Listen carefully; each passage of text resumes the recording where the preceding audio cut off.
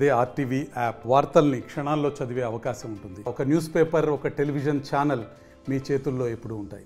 ఈరోజు బీసీ సంక్షేమ సంఘం జాతీయ అధ్యక్షులు, రాజ్యసభ సభ్యులు అన్న ఆర్ కృష్ణన్న ఆదేశాల మేరకు తెలంగాణ బీసీ సంక్షేమ సంఘం రాష్ట్ర అధ్యక్షులు ఎర్ర సత్యనారాయణ పిలుపు మేరకు నల్గొండ జిల్లా కలెక్టరేట్ నందు ధర్నా నిర్వహించడం జరుగుతుంది. తక్షణమే ఈ తెలంగాణ రాష్ట్ర ప్రభుత్వం జనగణనలో కులగణన ఏర్పాటు చేయాలని, అదేవిధంగా 42% రిజర్వేషన్లు కామారెడ్డిలో హామీ ఇచ్చినటువంటి బీసీ డిక్లరేషన్ని అమలు చేస్తూ, అదేవిధంగా బీజేపీ రాష్ట్ర పార్టీ వైఖరిని తెలియజేస్తూ షెడ్యూల్ 9లో పెట్టి పార్లమెంట్లో అమలు చేయాలని డిమాండ్తో ఈరోజు ధర్నా నిర్వహించడం జరిగింది. ఈరోజు తెలంగాణ రాష్ట్ర ప్రభుత్వం బీసీల పట్ల గత ప్రభుత్వాలు ఏ విధంగా వైఖరి తెలియజేసిందో అదేవిధంగా తెలియజేయడం జరుగుతుంది.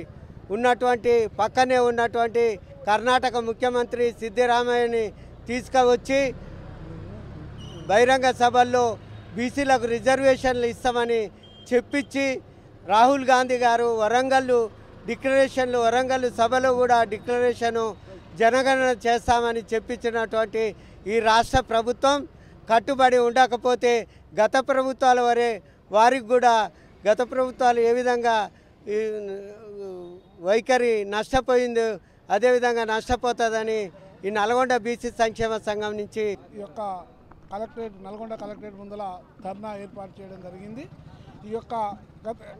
ఈ కాంగ్రెస్ ప్రభుత్వము ఎలక్షన్లో మేనిఫెస్టోలో పెట్టినటువంటి 42% బీసీ రిజర్వేషన్ని ఇస్తామని అప్పుడు హామీ ఇవ్వడం జరిగింది, మేనిఫెస్టోలో పెట్టడం జరిగింది. కానీ ఇప్పటి వరకు కూడా ఇవ్వడం లేదు. రోజులు గడుస్తూ ఉన్నాయి. తర్వాత త్వరలో స్థానిక ఎలక్షన్స్ అవన్నీ రాబోతూ ఉన్నాయి.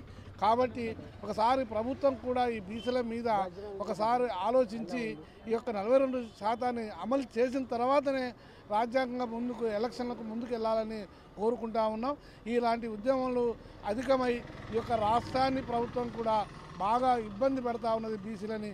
అది ఒక్కసారి ఆలోచించి ఈ యొక్క బీసీలకు తగు న్యాయం చేయాలని ఈరోజు ధర్నా ద్వారా ప్రభుత్వానికి తెలియజేస్తూ ఉన్నాం.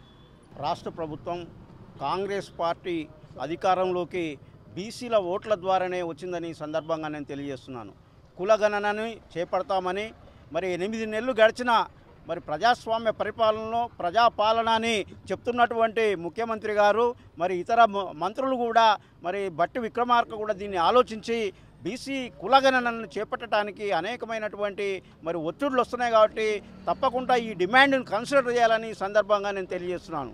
ఇంకొక విషయం ఏంటంటే, గుత్తాధిపత్య వ్యవస్థని బీసీలకు మీరు అధికారం ఇవ్వకుంటే మేము గుత్తాధిపత్య వ్యవస్థని మేము చూస్తున్నామని ఈ సందర్భంగా తెలియజేస్తున్నాను.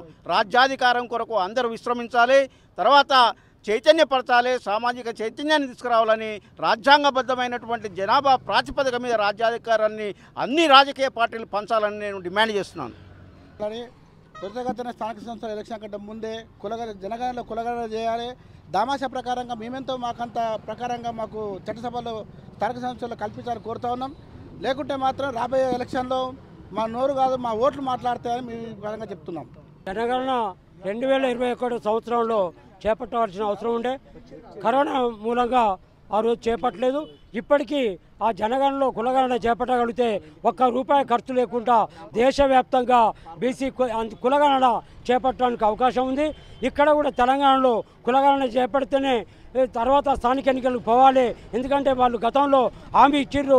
కాబట్టి హామీ మేరకు కాంగ్రెస్ ప్రభుత్వం కులగణన చేసిన తర్వాతనే స్థానిక ఎన్నికలు పోవాలని డిమాండ్ చేయడం జరుగుతూ ఉంది. మరిన్ని వీడియోస్ కోసం ఛానల్ సబ్స్క్రైబ్ చేయండి. లేటెస్ట్ అప్డేట్స్ కోసం వాట్సాప్ ఛానల్ ఫాలో చేయండి.